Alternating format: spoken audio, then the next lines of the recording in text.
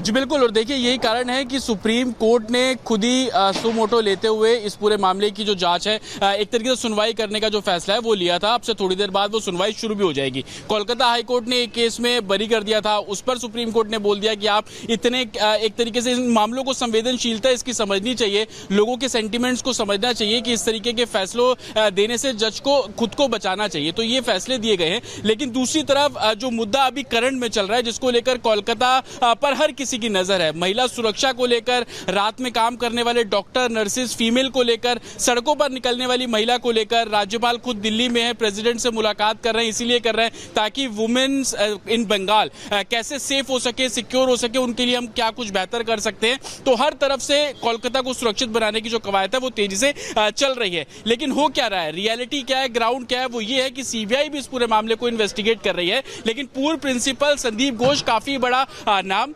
रसूखदार नाम हम इसलिए बोल रहे हैं कि 8 घंटे पहले वो अपने पद से इस्तीफा देते हैं, लेकिन दूसरे मेडिकल कॉलेज में उनको उसी प्रिंसिपल के पद पर तैनात कर दिया जाता है, इसलिए रसूखदार उनको बोला जा रहा है। सीबीआई से 4 दिन की इन्वेस्टिगेशन वो ज्वाइन कर चुके हैं। आज अभी तक पहुंच जाना चाहिए था, लेकिन अभी तक पहुंचे नहीं है। इसके पीछे 2 पहलू देखे जा रहे हैं। एक कि कोलकाता पुलिस ने एफआईआर दर्ज कर ली, अब वो कोलकाता पुलिस की इन्वेस्टिगेशन को ज्वाइन करेंगे। अमूमन 10:30 बजे तक संदीप घोष इसी सीबीआई दफ्तर में पहुंच जाते हैं, लेकिन आज नहीं पहुंचे हैं। ये भी जानकारी मिल रही है, वो भी अपने घर पे मौजूद है। कोलकाता पुलिस ने एफआईआर क्यों दर्ज करी? करप्शन को लेकर दर्ज करी, लेकिन ये बात बिल्कुल क्लियर है कि संदीप घोष के ऊपर करप्शन के चार्जेस है। कोलकाता पुलिस ने एक्सेप्ट किया और यही कारण है कि आईपीसी की धारा 420 धोखाधड़ी और 120 साजिश रचने के तहत उनके ऊपर मुकदमा दर्ज हो गया है। दूसरा पहलू आप इसको इस तरीके से देख लीजिए कि संदीप घोष को इस बात की आशंका थी कि सीबीआई उन्हें गिरफ्तार कर सकती है। अब कोलकाता पुलिस ने एफआईआर दर्ज कर ली है। अगर कोलकाता पुलिस संदीप घोष को गिरफ्तार कर लेती है तो सीबीआई को थोड़ी मुश्किलों का सामना करना पड़ेगा। वो पहले कोलकाता पुलिस से कस्टडी मांगेगी, कोर्ट जाना पड़ेगा, उनकी जुडिशियल कस्टडी, उनकी पुलिस कस्टडी अगर वो सीख करेंगे तो इट्स अ लॉन्ग प्रोसेस, ये एक लंबा प्रोसेस के तौर पर इसको देखा जाएगा। तो 2 पहलू इस पूरे केस के संदीप घोष को लेकर भी चल रहे हैं। लेकिन सबसे बड़ा डेवलपमेंट आप देखेंगे कि सेंट्रल फोर्सेस की मूवमेंट सीबीआई दफ्तर के बाहर बढ़ी हुई है। इसके पीछे एक रीजन ये भी है कि मुख्य आरोपी संजय राय को कोर्ट में लेकर जाना है। कोर्ट में इसलिए लेकर जाना है क्योंकि सीबीआई ने एक तरीके से पॉलीग्राफी टेस्ट की परमिशन कल कोर्ट से ले ली, लेकिन संजय राय का कोई वकील नहीं है अभी तक। तो होता क्या है अमूमन कि कोर्ट एक एलएसए यानी कि लीगल सर्विस अथॉरिटी के तहत संजय राय को एक वकील देगा। वकील अगर चाहेगा तो आरोपी को कोर्ट में पेश होना पड़ेगा, जज के सामने बोलना पड़ेगा कि मैं पॉलीग्राफी टेस्ट कराने के लिए तैयार हूं। तो इसीलिए पूरा आप देखेंगे कि गाड़ियों का लगना शुरू हो गया। सेंट्रल फोर्सेस यहां पर है। जैसा आप बता रहे हैं जितिन, वहां पर सेंट्रल फोर्सेस का डिप्लॉयमेंट सीबीआई दफ्तर के बाहर बढ़ा दिया गया है, ये एक डेवलपमेंट है। दूसरा डेवलपमेंट, सुप्रीम कोर्ट में सुनवाई शुरू हो गई है जो कि Kolkata rape and murder case मामले में है। और तीसरा डेवलपमेंट जो अपने दर्शकों को बता रहे हैं वो ये कि कोलकाता के गवर्नर इस वक्त, पश्चिम बंगाल के गवर्नर इस वक्त दिल्ली में है और उन्होंने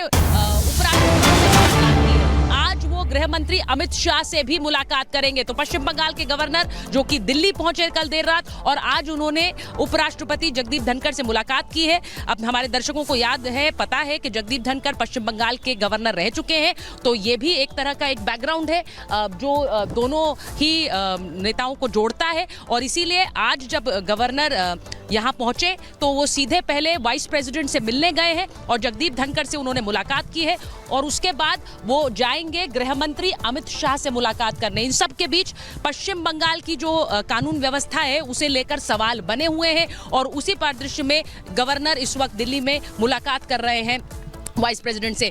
जितिन, जैसे आपने बताया वहां पर सीबीआई दफ्तर की सुरक्षा बढ़ा दी गई है, वहां पैरामिलिट्री फोर्सेस की जो डिप्लॉयमेंट है वो बढ़ा दी गई है। पॉलीग्राफ टेस्ट को मंजूरी दी गई है, एक साइकोलॉजिकल टेस्ट, और पॉलीग्राफ टेस्ट की मंजूरी लेना यानी सीधे सीधे सीबीआई को लगता है कि इस मामले के कई और जुड़े तथ्य हैं जो पॉलीग्राफ टेस्ट से सामने आएंगे। जी बिल्कुल, देखिए साइकोलॉजिकल टेस्ट 2 दिन किया गया, 2 अलग अलग सेशंस पे किया गया। पहले दिन जो सीएफएसएल की टीम थी, स्पेशलाइज्ड डॉक्टर की टीम थी, उन्होंने इस टेस्ट को कंडक्ट किया, बेसिक सवाल पूछे गए। जब उसको एनालाइज किया गया तो पता लगा कि सेशन 2 करने की जरूरत है। उसमें वॉइस मॉड्यूलेशन को चेक किया गया कि जब भी कोई सवाल पूछा जा रहा है उसकी पर्सनल जिंदगी के बारे में तो वो कैसे जवाब दे रहा है, और जब इस केस से जुड़े सवाल पूछे जा रहे हैं तो उसका वॉइस मॉड्यूलेशन कितना चेंज हुआ।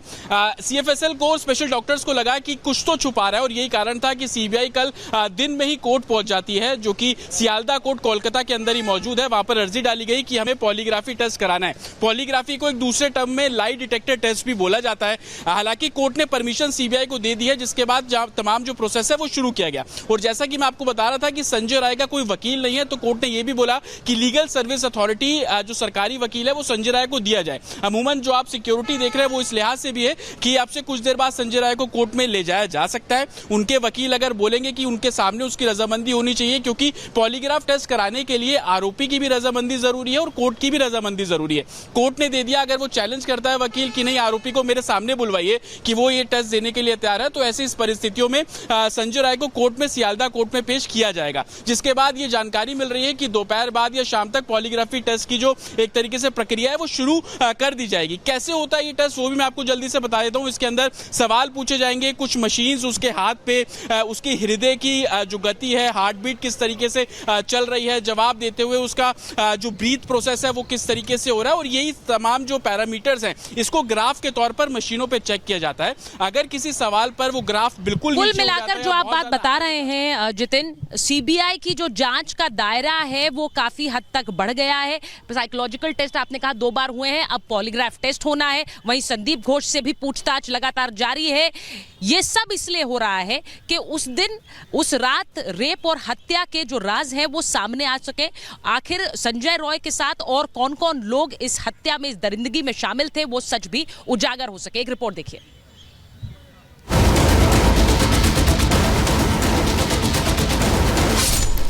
कोलकाता रेप मर्डर केस में अब तक पूरे मामले का खुलासा नहीं हुआ है। पुलिस के मुताबिक अब सीबीआई के हाथ में जांच है, लेकिन अभी भी कुछ ऐसे सवाल हैं जिनसे पर्दा नहीं उठा है। अभी तक ये साफ नहीं हो पाया है कि क्यों ट्रेनी डॉक्टर के साथ इतनी बर्बरता की गई।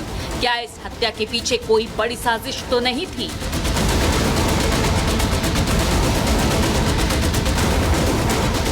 इन्हीं सवालों का जवाब जानने के लिए सीबीआई लगातार दिन रात जांच पड़ताल में जुटी हुई है।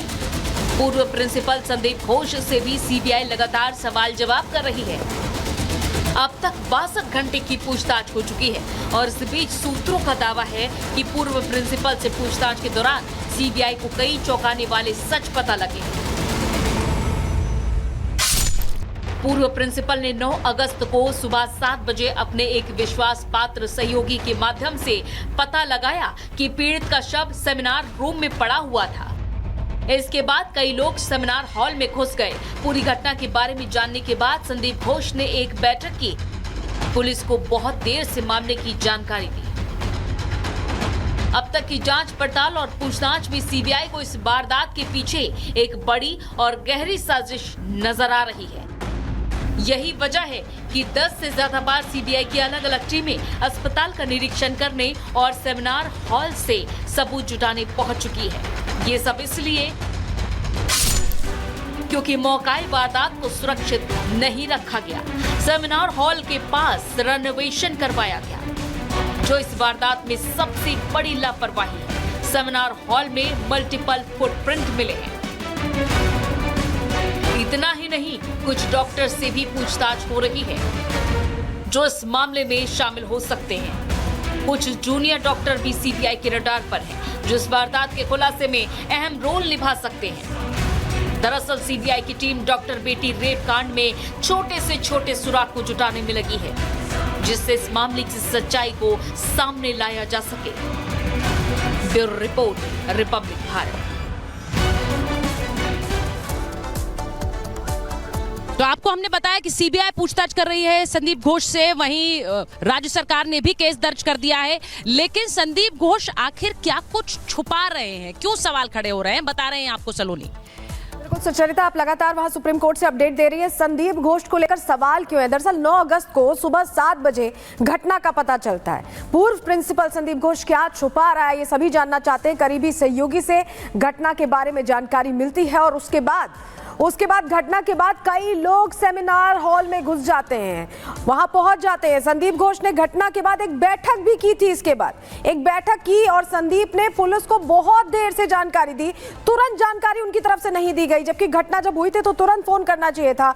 बहुत टाइम लगाकर उन्होंने, ऐसा लगता है कि शायद तैयारी करके फिर पुलिस को जानकारी दी है, और उसके बाद परिवार को भी जब जानकारी दी तो भी गलत जानकारी दी, आत्महत्या का एंगल बताया, और कम जानकारी के अभाव में उन्होंने सब कुछ कर दिया और फिर इस्तीफा भी दे दिया, फिर उनकी नियुक्ति भी हो गई। तमाम सवाल हैं सुचरिता, ये जो तमाम सवाल है, ये एक अनसुलझी पहेली बन गई है, क्योंकि शक यही जाहिर किया जा रहा है कि संजय रॉय एक अकेला आरोपी नहीं था, और भी लोग हो सकते हैं। बिल्कुल सलोनी, और यही सवाल जो बार बार पूछा जा रहा है कि क्या संदीप घोष को जानकारी थी इस पूरे हत्या और रेप के बारे में। उन्होंने जानबूझकर देर से जानकारी परिवार को दी, और वो भी पहले गलत जानकारी दी गई कि बच्ची बीमार है, फिर कहा गया कि खुदकुशी की है। वहीं संजय रॉय से जो सवाल जवाब किए जा रहे हैं उसका पॉलीग्राफ टेस्ट होना है। एक बार जितिन के पास जाएंगे, क्योंकि जितिन ये भी बता रहे थे कि कैसे 2 बार साइकोलॉजिकल टेस्ट हुआ जितिन, अब पॉलीग्राफ टेस्ट होना है। अब जरा हमारे दर्शकों को बताइए कौन कौन से सवाल हैं जिनके जवाब चाह रही है सीबीआई इस पॉलीग्राफ टेस्ट के जरिए।